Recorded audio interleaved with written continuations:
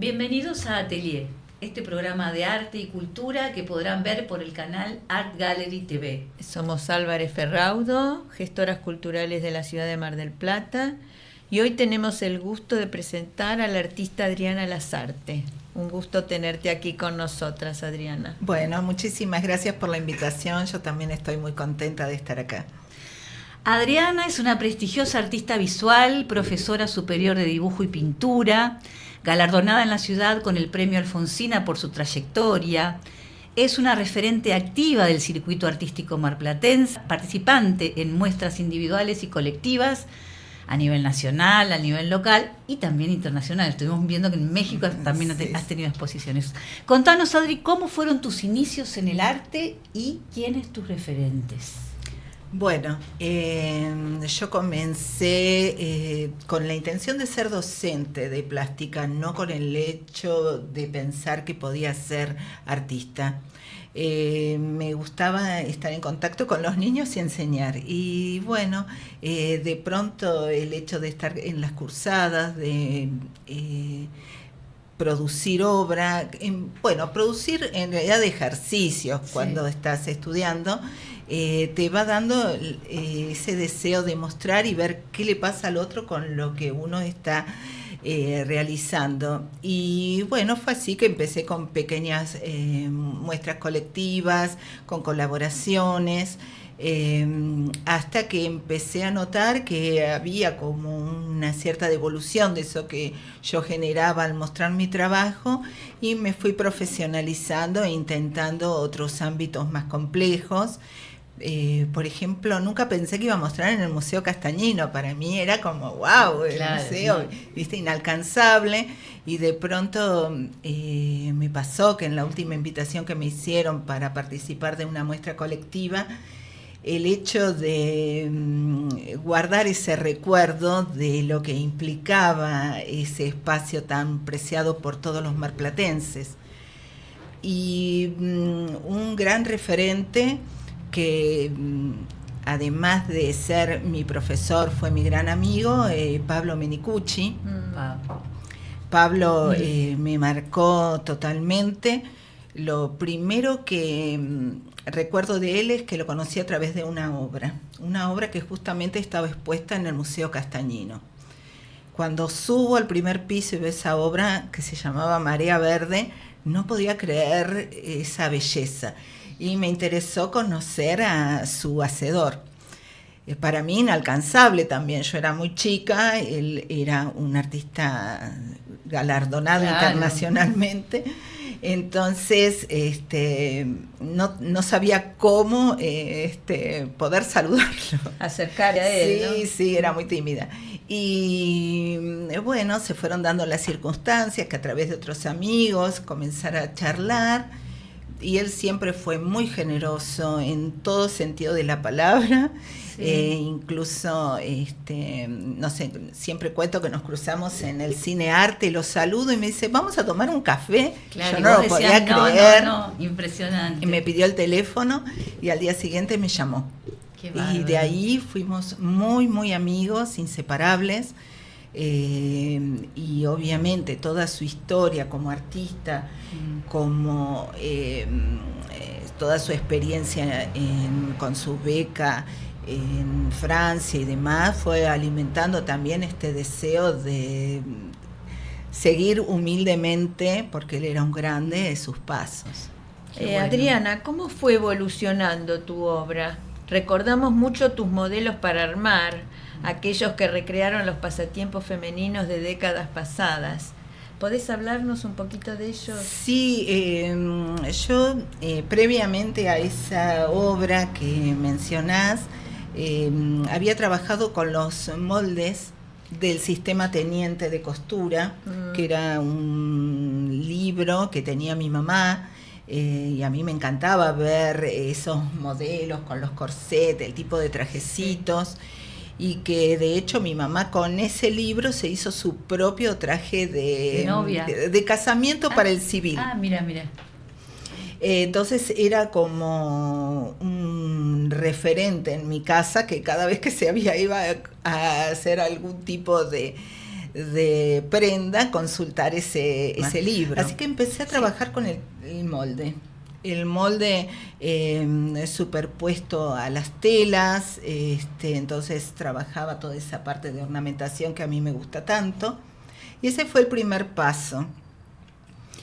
Y evidentemente todo a lo que recurro tiene que ver con mi infancia o con esos modelos maternos o de las mujeres de la familia, porque también me encantaba cuando eran chicas los modelos para armar, las famosas paper doll. Sí.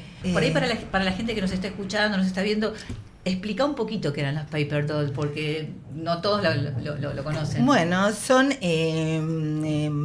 dibujos de muñecas, o también hay de varones y de niñas, y venían vestiditos que se recortaban y se superponían para ir cambiando la indumentaria. Sí.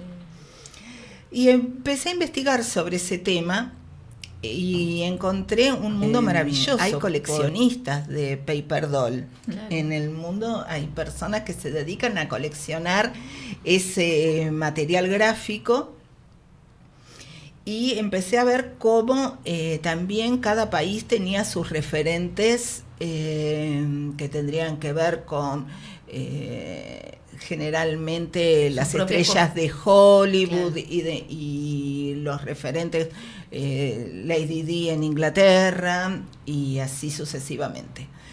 Y yo me puse a pensar quién podría ser la persona que representara ese ícono en Argentina, y obviamente surgió Eva Perón, que también estaba muy ligada a mi infancia, porque me acostaba con mi abuela y me mostraba la razón de mi vida.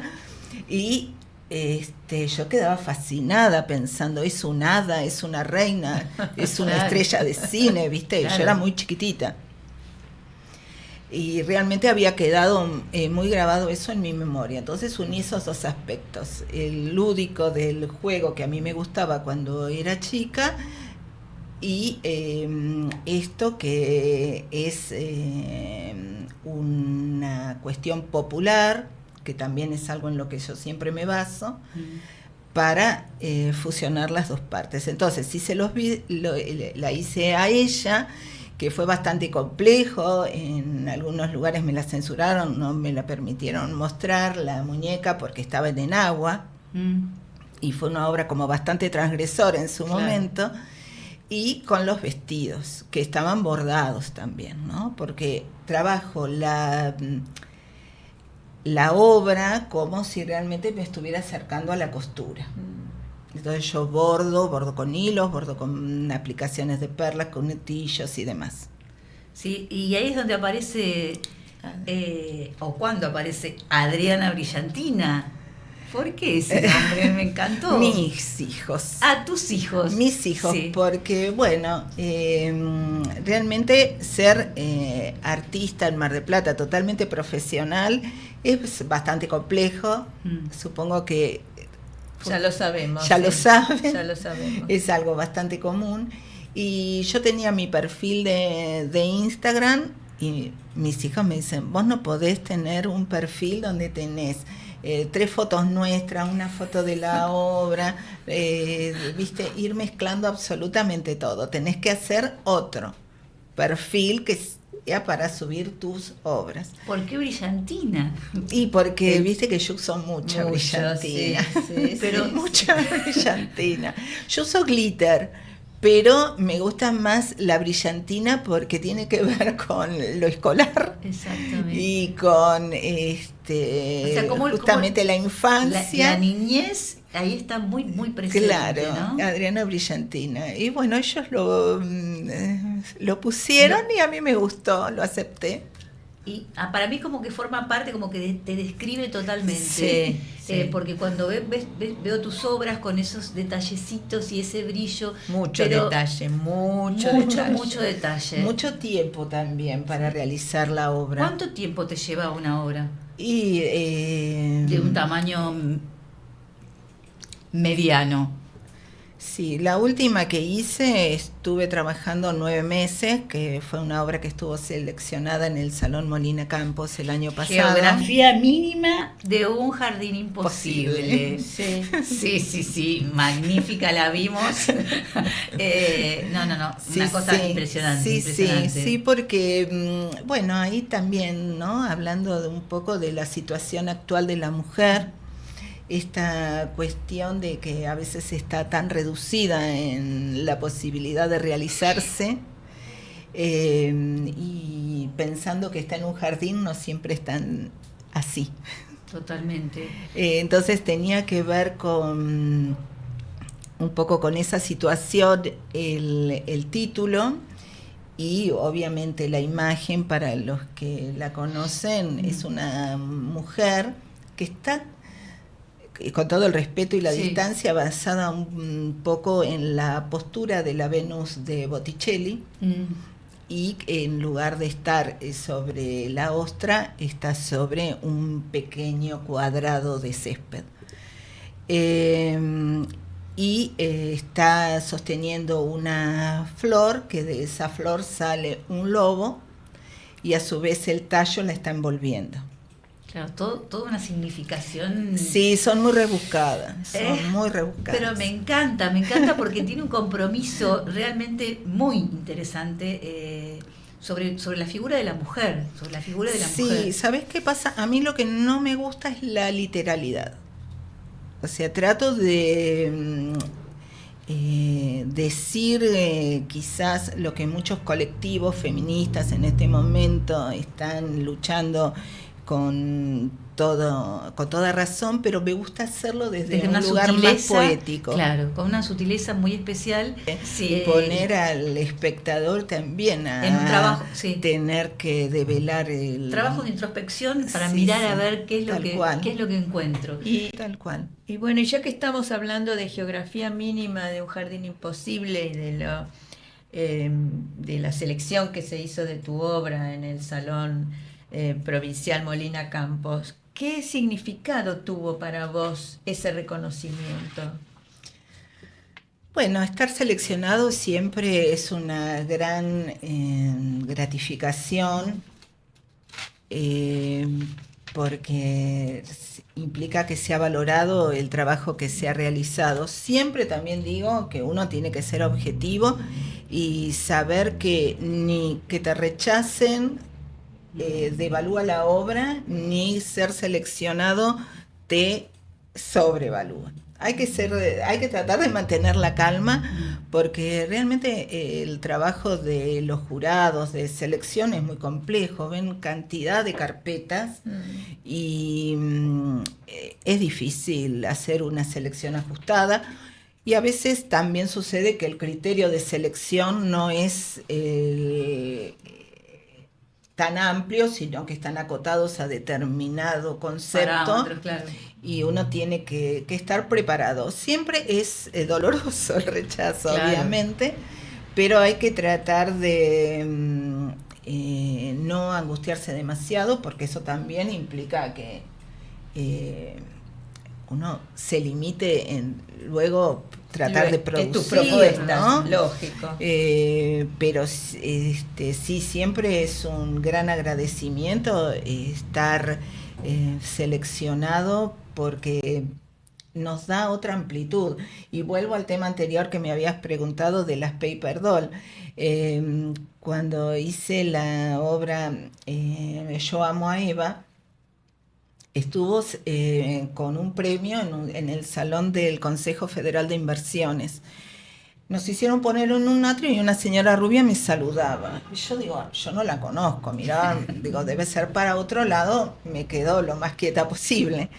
Y bueno, era Cristina Rodríguez, la sobrina nieta de Eva Perón, y yo dije, bueno, se me viene la noche, porque claro, Eva Perón estaba con una enagua transparente, sí, claro, donde se vislumbraba su ropa interior. Sí, sobre todo la parte inferior, ¿no? Y entonces yo dije, la obra está hecha con mucho respeto. Me acuerdo que fue lo primero que le dije. ¿Tenías miedo? Y me dijo, no, me encanta. Y ahí me invitó a exponer en el Museo Eva Perón. lo bueno de mostrar la obra, lo bueno de que circule, es que se producen otras lecturas de otras personas, como otros que son un poco más pacatos, y no la colgaron directamente a la muñeca, colgaron solo los vestidos. Claro. Eso pasó en la Biblioteca del Congreso de la Nación, que no la quisieron colgar, y realmente se armó un gran revuelo. Claro. Pero siempre que circule la obra, es bueno porque nos da otras oportunidades de hablar con otras personas, de que nos muestren su mirada sobre lo que uno realiza, y es crecimiento para el artista. Y también es crecimiento esto que sucedió de que no la colgaran, porque a mí en un punto me puso feliz, porque digo, algo provocó. Claro. Sí, en la censura. En la censura Claro, lo pacato de la sociedad, mostró algo. ¿Viste? La censura mostró porque realmente otra el que conoce la obra es bastante ingenua. Totalmente. No es provocadora, No. Y hasta la misma familia lo comprendió de esa forma. Pero bueno, siempre hay miradas diferentes. Sí, pero está bueno, sí. está bueno porque todo eso nos enseña. Totalmente. Se me viene así la imagen de la Coca Sarli. La Coca inolvidable. Contanos de la Coca, porque fue... Bueno. Y esa serie que con esos animales, muy infantil, con una ingenua, pero con una carga muy fuerte. Sí. Bueno, en esa obra lo que quise hacer es un cruce entre la sensualidad y sexualidad de Sarli con la inocencia y también con la perversión del Bambi que ha perdido a su mamá, y toda la película comienza con esa tragedia. Terrible. Claro. Sí. Y después la tengo también en el agua con el patito feo. Con el patito feo. Claro. Que la está mirando, viste, como muy pícaro. Se me vienen también imágenes de esos torsos intervenidos, los maniquíes. Qué movida que hicimos ahí. Los maniquíes fueron una movida espectacular. Fue maravilloso. Fue una gran movida. Fue maravilloso, realmente. Sí, yo lo recuerdo con mucho cariño ese proyecto, porque sacar obra al espacio público hace que nos encontremos con otro espectador que generalmente, o por falta de tiempo, por falta de conocimiento de las muestras que se realizan, o no conocer los espacios, no entran a una galería o a un museo. Es verdad. Entonces el hecho de haberlos exhibido en la vía pública, en este caso fue en la Plaza del Agua. Y después fueron a Villa Victoria. Creo que nos llenó de alegría a todos. Estaban todas artistas de gran trayectoria en la ciudad, involucradas en el proyecto. Y cada una marcando con su propia personalidad.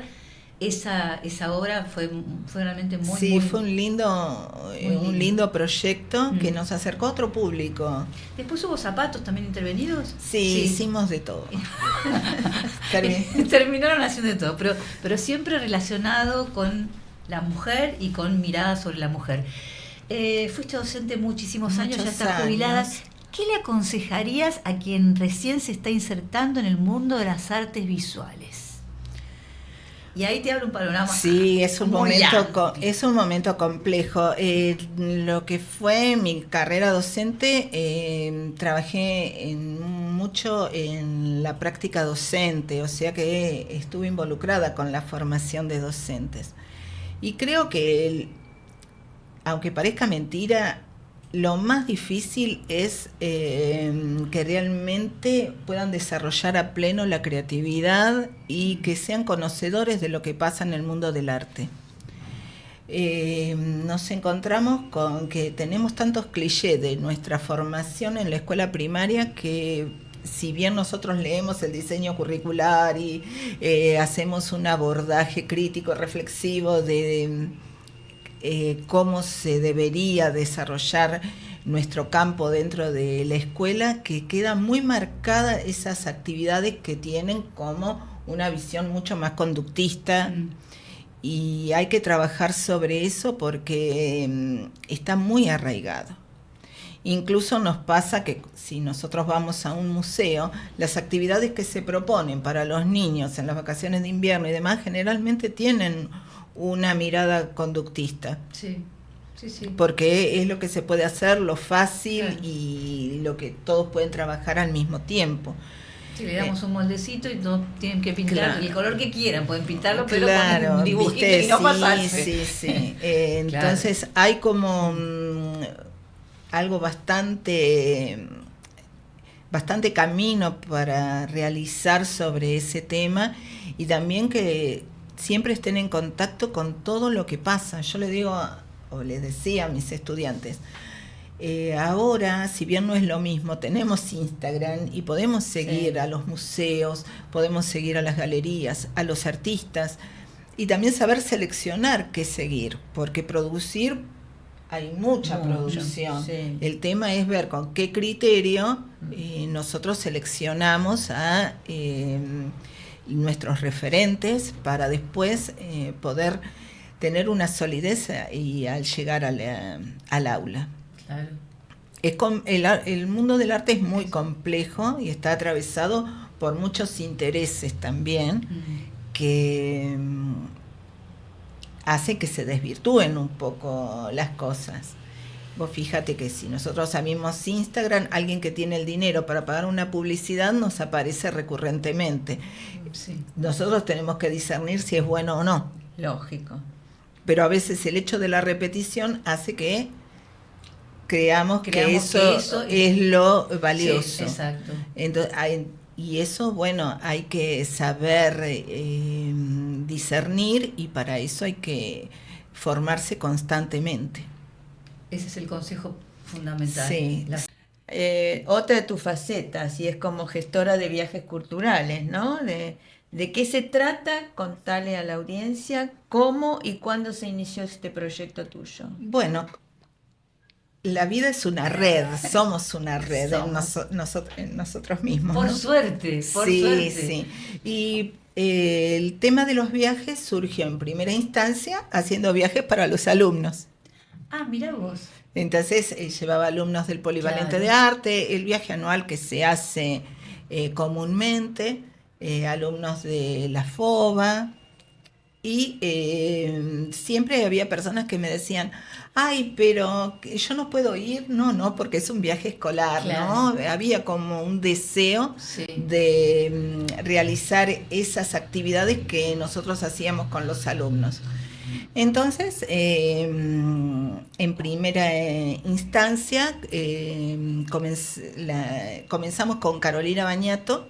Comenzamos a trabajar para poder llevar otros grupos abiertos de artistas, de docentes y de todas las personas que estén interesadas en ver obra fuera de lo que era Mar del Plata. Y nuestro destino siempre es Capital, que es el un centro. lugar donde se encuentran las obras y los artistas a nivel internacional. Y comenzamos con ese proyecto en 2011, y en la actualidad lo estoy continuando con mi hija Jazmín, que colabora para manejar grupos de personas que son tan numerosos. Claro, porque estamos hablando de grupos de cuántas personas. Y mira, pueden variar. Yo he llevado hasta 120 en momentos donde Arte va, viste, todo el mundo quería ir, y hemos llevado 2 micros. ¿Cuántos viajes llevan realizados en total? Vos más o sabés que menos? eso es algo que no lo he hecho, pero por año hemos realizado 5 o 6 viajes, a veces menos. También depende mucho de las propuestas que haya en la ciudad, Capital, y que nosotros sentimos que, porque yo no elijo por el hecho de decir hagamos un viaje, sino que estudiás, se ofrece. Sí, claro. Yo sé que vos sos una estudiar estudiosa mucho del tema, y sí, que para sí, organizar un viaje sí. ves Hay que ver qué es lo que interesa. Claro, ves ¿no? específicamente lo que qué interesa. es lo Sí. que hay qué interés tiene, sí. cuánto se puede aprender. Lo digo como viajante frecuente de tus viajes culturales, que en realidad nos ha permitido, y lo hablamos siempre con un grupo de amigas y de colegas, cómo permite, facilita, por un lado desde lo económico, esto de poder ir a Buenos Aires y ingresar a 3 o 4 espacios culturales a los cuales uno si tuviera que ir tendría que quedarse una semana para poder ver. Es vos verdad. seleccionás específicamente,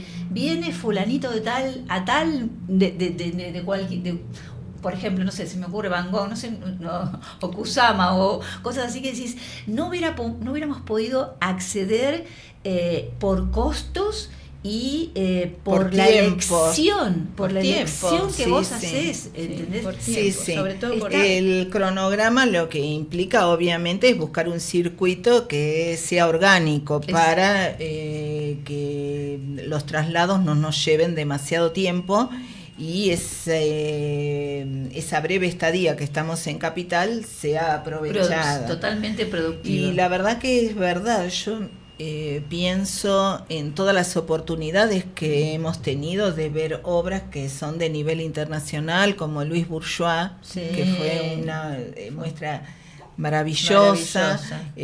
Bueno, vos nombrabas a Kusama. Sí. Ese mismo año vino Ron Mueck, que el artista que es escultor hiperrealista, que trabaja en grandes dimensiones, Sí, no en pequeñas. Ay, sí, el de los pies, el del Sí, ay, sí, fue impresionante, sí, lo vimos sí. en la Proa, me parece. Sí, estaba en Proa, Fundación sí. Proa. Mm. Bueno, recién comentábamos antes de comenzar y recordábamos que tuvimos el lujo de que Felipe Noé nos hiciera una visita guiada por su muestra en la colección Fortabat. Sí, cosas impensables sí, realmente sí, para un marplatense, para una marplatense, poder acceder a esto es muy importante. Sí, es muy importante para, y volvemos a tu pregunta anterior, para el docente poder nutrirse de ver estas obras, ya que eso implica formación para proyectar después con sus alumnos actividades que sean significativas. Sí. Es importante para el artista ver el grado de profesionalismo de estos referentes que tanto hemos leído sobre ellos, como vimos la obra de Turner en Bellas sí. Artes. Entonces, eso es muy enriquecedor, muy valioso, también en el sentido de que no es lo mismo ver una foto que estar frente a la presencia del aura de la obra. La última obra de Frida que trajeron en el Malva, ¿te acordás? Sí, También la pudimos ver ahí. Sí, toda la obra de Leonora Carrington, que las mexicanas, que Remedios Varo, que son maravillosas. Y también digo, vos hablás de los profesores, hablás de los docentes, hablás de los artistas, pero también de la persona común que decíamos antes de comenzar el programa. Hay gente que por primera vez ingresó a una sala, a un museo en Buenos Aires, a partir de estos viajes, y que se enriquece porque el arte siempre tiene eso de enriquecer la mirada, de permitirte ver cosas diferentes, de abrirte otro mundo. Sí, totalmente. Nosotros no podemos pensar que el único público que asiste es el que está relacionado profesionalmente con la obra, sino gente que es admiradora de muchos artistas, que les gustaría conocer muchos espacios arquitectónicos o tener algunas experiencias, como por ejemplo cuando fuimos a la Botica del Ángel. Fue un viaje maravilloso que la gente siempre lo recuerda. Porque... como cuando desayunamos en La Ideal. Ay, sí. No, en La Ideal no. En las Violetas. Las Violetas, perdón. En La Ideal no las hay Violetas. caso. Las Violetas, no hay perdón. caso en La Ideal. En Las Violetas, en Nápoles Bar también, que es un lugar de Buenos Aires que está pleno de antigüedades, hasta autos de carrera antiguos tienen. Mira. Que es maravilloso. Sí, el último viaje del año pasado también fuimos a la Basílica de María Auxiliadora, que es una joya de la arquitectura que mezcla diferentes estilos, el gótico y el barroco, maravillosa. ¿Y cuál es la propuesta para el próximo viaje? ¿Qué espacios estarán visitando? Y ahora nuestro próximo viaje es el 18 de abril. Ahora cerquita. Sí, falta muy poquito. Y si bien recorremos varios espacios, vamos a ir a la Fundación La Rivière, que hay una muestra del fotógrafo Marcos López. Es un lugar dedicado especialmente al arte. Vamos a ver la muestra de Olga de Amaral, que es una artista colombiana, precursora en lo que es el arte textil contemporáneo. Sí, vi imágenes impresionantes. Es maravillosa su obra y imagínate que esa muestra viene de la Fundación Cartier en París. O sea, sí. Digo para ver que Buenos Aires está al nivel de cualquier capital europea o del mundo en la presentación de artistas. Pero a veces desvalorizamos eso, decimos, la persona que tiene la suerte de poder viajar, qué sé yo, a Barcelona, va a un museo y por primera vez pisa un museo. Y cuando va a Buenos Aires y no lo hace. Verdad, o lo tenemos en la ciudad, o no lo disfruta. Sí. También vamos a ir a ver la muestra de Egipto en el Museo Nacional de Bellas Artes. Y como siempre hacemos como un paseíto por el barrio chino y vamos a terminar viendo la obra de Nicola Costantino, que está bastante alejada y que se llama Arbórea, no me acuerdo. Nicola la vimos muchas veces. Nicola la vimos muchas veces. Sí, bueno, lo de Nicola fue muy interesante lo que sucedió en su muestra Rapsodia Inconclusa que vimos en Fortabat. Porque obviamente todos sabemos que tiene sus adeptos y sus detractores. Sí. Había mucha gente que iba como muy, en contra de crítica. Su figura. Sí. Y terminó emocionada hasta las lágrimas y comprando el catálogo. Y digo, ahí está el poder del arte, claro. Que pudo superar Costantino, que es una gran artista, pudo superar con su obra las barreras ideológicas. Sí, claro. Tal cual. Qué bueno. Sí, la verdad que muchas experiencias enriquecedoras con este proyecto, que también me permite disfrutar de lo que te gusta y hacer disfrutar a otros. Qué bueno. ¿Y cómo puede hacer la gente para contarles a la audiencia? ¿Cómo puede hacer para contactarte y reservar? Bueno, yo tengo un grupo que se llama Viajes Culturales MDQ, que nos pueden encontrar en Facebook e Instagram. Nos escriben y nos comunicamos con los interesados. Bueno, te agradecemos, Adriana, esta participación. Y recomendamos que la gente pueda participar de tus viajes, no solo para artistas, sino abiertos a quienes deseen conectarse con el arte. Les garantizamos personalmente algo totalmente, porque han participado de muchos de ellos y estamos cuando el tiempo nos permite. Claro, y la verdad que estamos muy contentos de abrir esa posibilidad para todas las personas que quizás no se animan a ir solas o no saben dónde se ubican algunas galerías o algunos espacios que son más complejos, y acercarlos a toda esa vida cultural que las mismas personas después me escriben diciendo que la alegría de lo que han vivido ha perdurado en ellas un tiempo muy prolongado, y ese es el efecto del arte. Qué lindo es despertar eso. Entonces, para quienes quieran seguirte como artista, vayan a tu página Adriana Brillantina y ahí van a poder ver las obras maravillosas que haces, está la última seleccionada por el salón. Así es. Y hay videitos muy lindos para ver. Para quienes quieran hacer los viajes culturales, tienen que ir a tu Instagram de Viajes Culturales MDQ. Así es. Muchas gracias. No, muchas gracias a ustedes, fue un placer.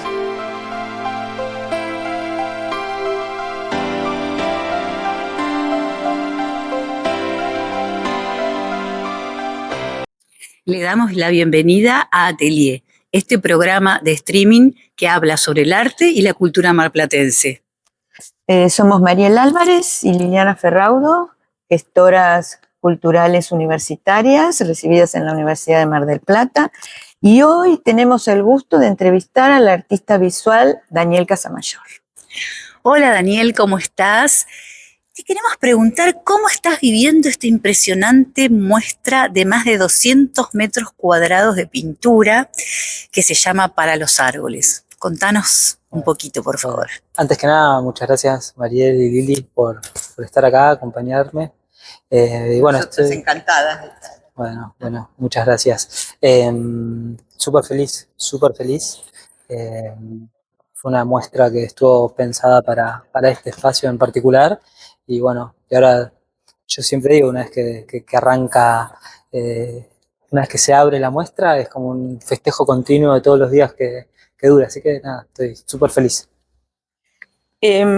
¿Cuál ha sido la recepción de los que han venido, los espectadores que han venido a verla? ¿Sentís que has logrado tus objetivos?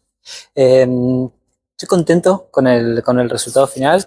También sentí ese cosquilleo antes de la muestra que a veces uno tiene que sentir antes de una muestra individual o colectiva o lo que sea. En esta muestra fue bastante potenciado y la recepción del público fue muy buena. Fue muy buena.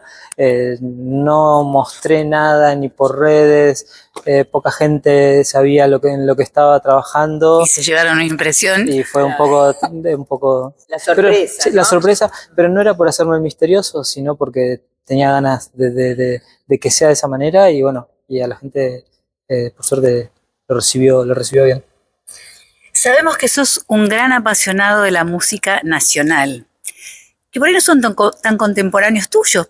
Viendo la edad, dije, ¿escucharías en tu casa? ¿Tus padres, tus amigos? ¿De dónde sale esa impronta? ¿La descubriste antes? ¿Y cómo se mete en la obra tuya el rock? Bueno, mis viejos, sí, yo calculo que de chico mi oído estaría escuchando lo que ellos ponían en los discos, en el equipo con los discos de pasta y los vinilos. Y bueno, y en el inconsciente debe haber quedado eso. Y bueno, fueron pasando los años, uno va pasando por va madurando de distintas maneras. Tuve momentos que me gustaba el rock internacional, el indie, que mi generación fue la que mamó esa música de rock internacional. Sí. Pero el rock nacional, o sea, siempre estuvo y ahora lo siento más que nunca. Creo que un poco es medio en la edad en la que a mis viejos estaba ese rock fuerte, bueno, es un poco, me parece, la edad que yo ahora tengo y que evidentemente le sigue pegando a las generaciones. Y a mí con eso me pasa con Spinetta, me pasa con Charlie, me pasa con Cerati. Bueno, Cerati es un poquito más adelante, pero bueno, todo ese rock nacional es lo que siempre algún álbum le pone título a la muestra. Bueno, es un álbum de Spinetta del 2003. Y bueno, y después las obras siempre tienen un título relacionado con sus temas. Los temas, sí. Muy bien. Va por ahí. Fuiste pasando por diferentes etapas estéticas. ¿Percibís que tu lenguaje hoy es más sintético? ¿Te fuiste soltando en el camino? ¿Cómo fue esa evolución? Yo creo que sí, me fui soltando, pero a la vez nunca tampoco arraigándome a algo, decir, che, va por acá, funciona por acá. No, sino lo que me gusta hacer, obviamente también uno tiene la recepción del público y uno obviamente de esas cosas también tiene que agarrarse, ¿no? Claro, te vas nutriendo. Obviamente van pasando los años, vas yendo a distintos lugares, vas viendo nuevas cosas. A Buenos Aires hay que ir muy seguido, siempre le digo a los artistas, cada vez que se puede ir a Buenos Aires, alguna escapadita y hay que ir porque están pasando también muchas cosas allá, como acá, pero, pero sí, siento como que viene en una especie de continuo movimiento mi trabajo, y un poco mi obra también, lo pictórico también refleja el movimiento. Sí, tal cual. ¿Cómo se fue filtrando el paisaje en tu paleta de colores? Y si eso tiene que ver con tu ADN local, recordemos que sos nacido en Mar del Plata, hijos de marplatenses también, que estudiaste aquí en Mar del Plata, en la Universidad Nacional de Mar del Plata, y después seguiste tu formación afuera. Pero hablanos de ese ADN, a ver.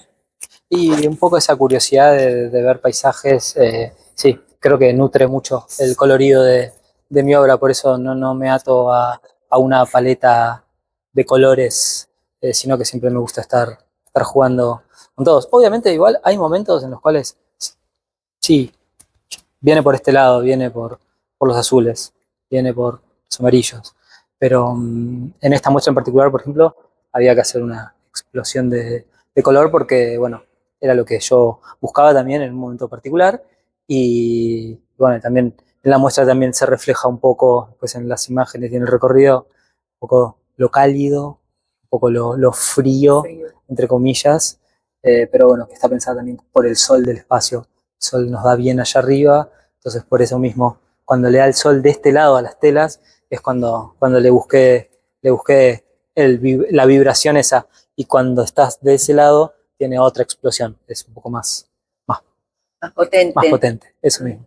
La muestra está pensada para verse de los dos lados, no solamente como recorrerla, sino que decir, bueno, me paro en una punta y me paro en la otra punta, y como que, no te digo que son dos muestras, pero tenés dos sensaciones, estoy seguro que vas a tener. Pero si podría decirse que son como dos muestras. Dos muestras de 100 metros cuadrados cada una. Sí, porque según como las mires, el otro día cuando vine casualmente a tu inauguración y vos me dijiste, parate en tal lugar y parate en tal lugar, y yo te hice caso, y es verdad, eran dos muestras diferentes, eran dos visiones diferentes de una misma muestra. Sí. Que bueno, eso tuve la incertidumbre, entre comillas, ponele, que yo las telas en ningún momento las llegué a ver verticales antes de estar acá. Esas telas fueron trabajadas siempre en horizontal. Nunca me pude tomar distancia. La distancia... ¡Qué difícil eso! Y bueno, ese es ese cosquilleo que para mí hay que sentir siempre hasta último momento, en algún momento. Y también habla de tratar de estar seguro de lo que estás haciendo, porque bueno, si no, te quedás y no te paralizás y no avanzás. Pero bueno, ahí venía lo que decía colación, lo del cosquilleo que tuve hasta el último momento. Bueno, hasta el último momento, hasta que no estaban colgadas. Pero bueno, hubo una curaduría también previa, con algunos fotomontajes que iba haciendo y maquetitas, que aunque sea agarraba un cachito de la obra chiquitita, y iba viendo, no es que vine acá y... A ciegas. Ya estaban las telas preparadas, cuáles iban para cada lado. Pero bueno, eso también es parte, como lo que decías, de la formación en arquitectura y en viajar. Cuando yo estuve estudiando diseño de interiores en Estados Unidos, que la escala y las proporciones tienen que estar siempre. Este lugar te lo magnifica, pero la proporción es fundamental. Y bueno, y a eso obviamente hay que sumarle la estética. Bueno, ya que lo mencionaste, contemos que Daniel está muy ligado a la arquitectura, que estudiaste esa carrera y realizaste tus primeras obras visuales y luego tu formación en el interiorismo, ¿no? Que te vincula directamente con el espacio, el orden compositivo y la geometría. Entonces, contanos cómo configurás todos esos elementos en tu obra. Bueno, la arquitectura, hay una frase que la decía Le Corbusier, que es: la arquitectura es el bello juego entre las luces y las sombras. De hecho, la arquitectura siempre hay que pensarla luces y sombras. Es por ahí. Después vienen recorridos, después vienen el plano, vienen las medidas, todas esas cosas ya están estipuladas en algún punto. Bueno, entonces jugar con las luces y con las sombras para mí es fundamental. En esta muestra en particular, yo tenía que jugar con las luces porque estaba jugando, es una muestra que se ve de día, porque a oscuras la sala está, de noche la sala está cerrada, y tiene luz natural todo el día. O sea, por ese lado es una muestra pensada de día. Y después, en cuanto a lo que me decías de el concepto de arquitectura y diseño de interiores y eso, bueno, está aplicado en la escala que las telas no tienen una medida casual, sino que están pensadas para que te generen distintas sensaciones, tanto en el recorrido cercano como en el visual. En un momento estuve a punto de que alguna tela le puedas pasar por abajo entero, pero iba a quedar medio chica. Claro. No, pero hay una que casi que le puedes pasar. Sí, Si te agachás sí, un sí, poquito, sí. la pasás. Es verdad, La pasás. es verdad. Pero a mí, perdón, a mí me impresiona cómo podés trabajar en este tamaño de telas sin tener, cuando estás trabajando, cómo van a quedar, ¿no? Ay, eso me impresiona mucho.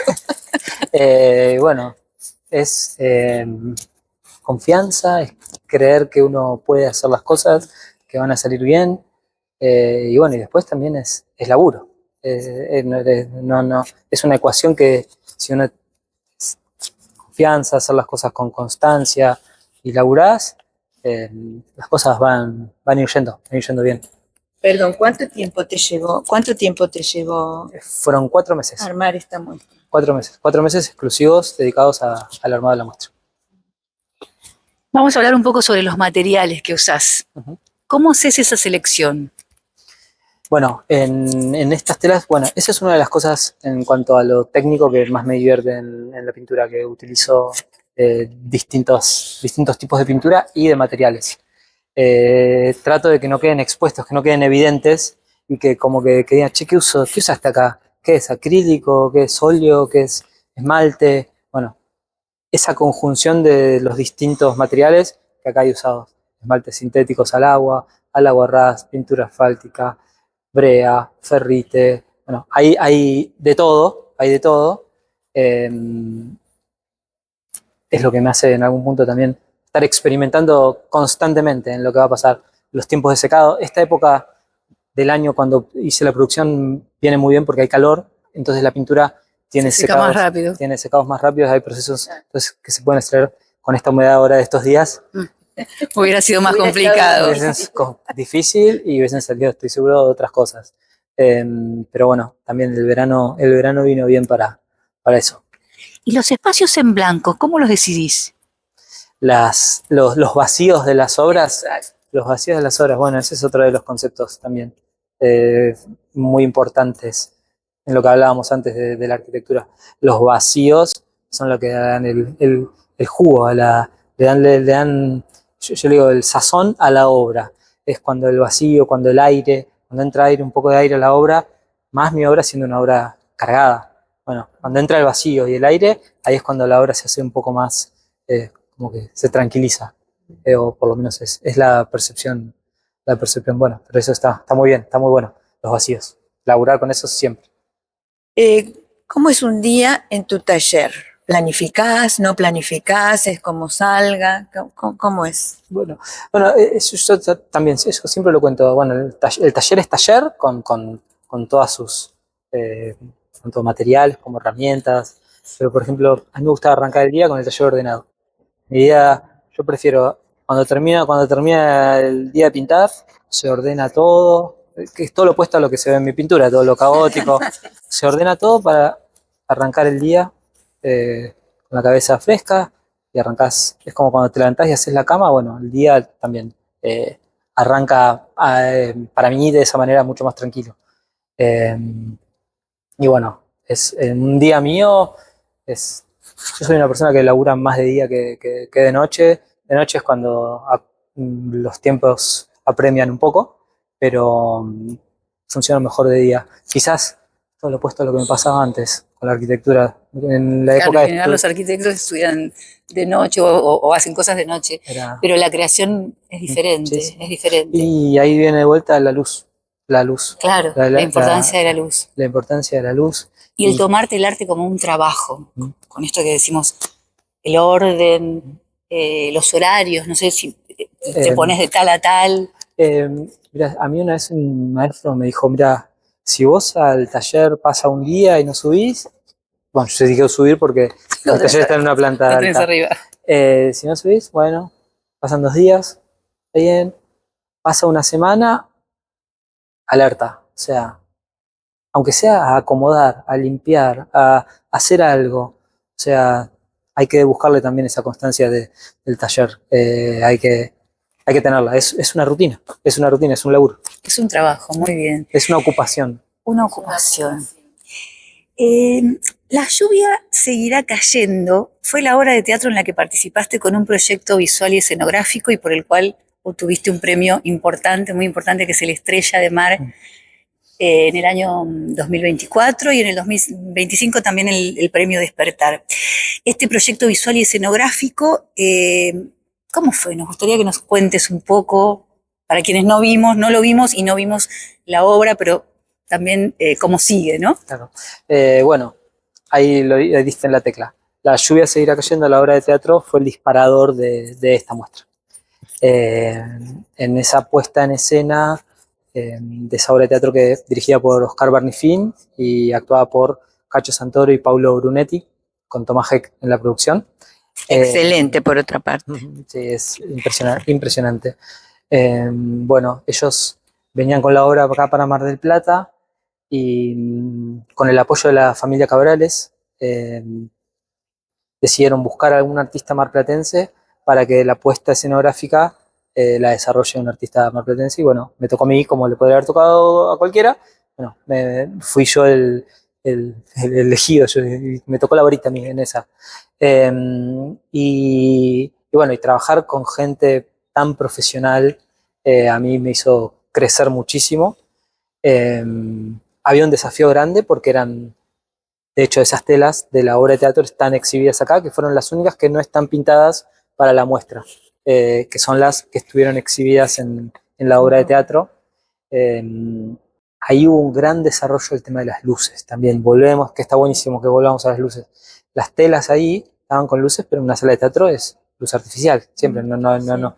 O en el teatro, por lo menos en este, luz artificial. Las telas había 25 cambios de luces en toda la obra. Las telas se veían de distintos colores todo el tiempo. Bueno, también en algún punto eso es lo que yo busqué en esta muestra, que ese cambio de luces pase un poco con el cambio del sol en este lugar. Ahí se lograron propuestas escenográficas impresionantes. Bueno, Claudio Del Bianco, el iluminador, tremendo laburo. Y bueno, esa sí fue una experiencia, la nominación, estar, viste, ahí en ese lugar, estando la escenografía de Cyrano, la de Mamma Mía, viste, eran cosas como medio surrealistas. Y encima la obra de teatro era la historia de un padre pintor con un hijo que trabajaba con la inteligencia artificial y no se veían hace 20 años. Era como una cosa, o sea, y en el taller del pintor. Entonces, yo en un momento cuando estaba armada la apuesta, estábamos con el iluminador y me dice, Dani, ¿me das una mano? Te puedes poner haciendo como de actor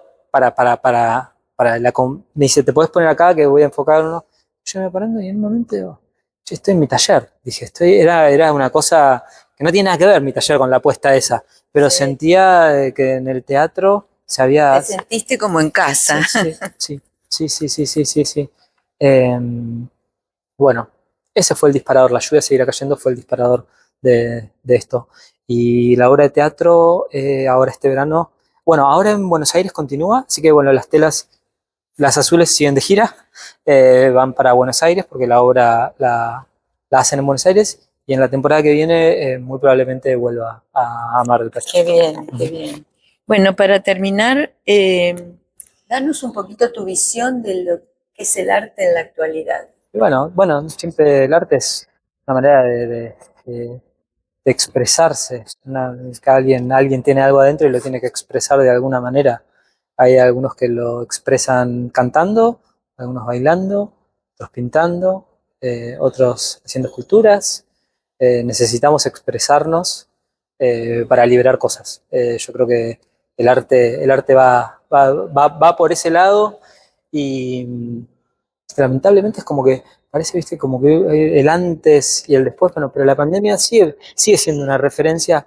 Después de la pandemia pasaron muchas cosas y creo que se despertaron muchas cosas en muchas personas luego de la pandemia. Como a muchos los apagó también Sí, la pandemia, sí. pero también está como esa necesidad de crear y de elaborar. Así que como que no, yo el arte lo veo, el arte en general, en esa manera, y a nivel mundial, te digo, porque si vos empezás a ver los distintos lugares y las maneras también de cómo están funcionando, más o menos en todos los lugares pasa más o menos lo mismo, ¿eh?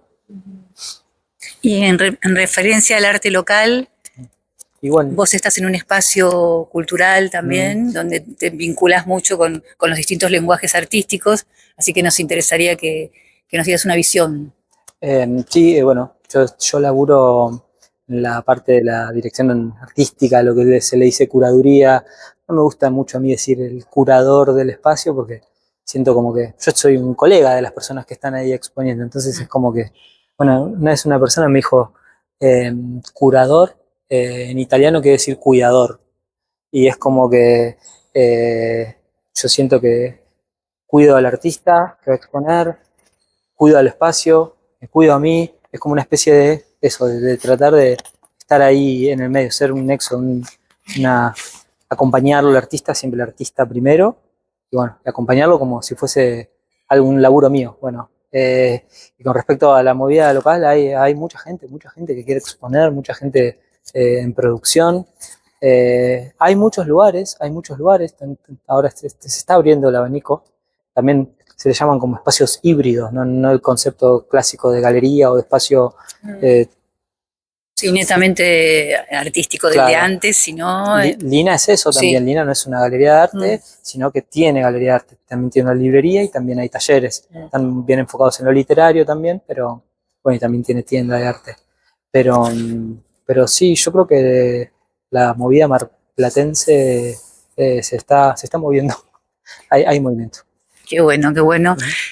Hoy hablábamos de las redes, entonces nos digas cuál es tu Instagram, así también podemos seguirte por el Instagram. Bueno, justo así, lo que estábamos hablando de, bueno, en Instagram es Daniel Casamayor, como no fui muy original, puse mi nombre. Y las redes, bueno, hay que ser conscientes de que son una herramienta que bien utilizada es óptimo y mal utilizada me parece que puede ser contraproducente. Y hay que adaptarse también a los tiempos, no hay que... Yo soy joven, pero también no soy un pibe, no tengo 20 años. Hoy un chico de 20 años, a mí, yo seguramente agarro un celular y no entiendo lo que está haciendo. Pero hay que adaptarse, hay que ayornarse.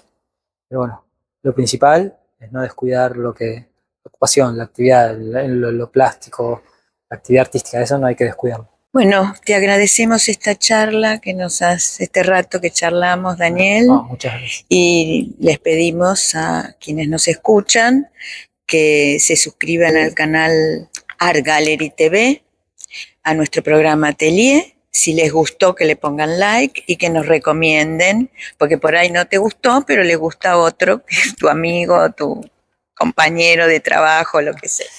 Bueno, así que muchas gracias. Bueno, muchas gracias a ustedes. La verdad que agradezco que hagan esto por nosotros, por los artistas y por Mar del Plata, bueno, que le viene muy bien este empujón que los necesitamos nosotros, a ustedes. Muy bien, muchas gracias, Dani. Bueno, y yo les digo hasta pronto. Mariel Álvarez, Liliana Ferraudo, Álvarez Ferraudo, Gestión Cultural.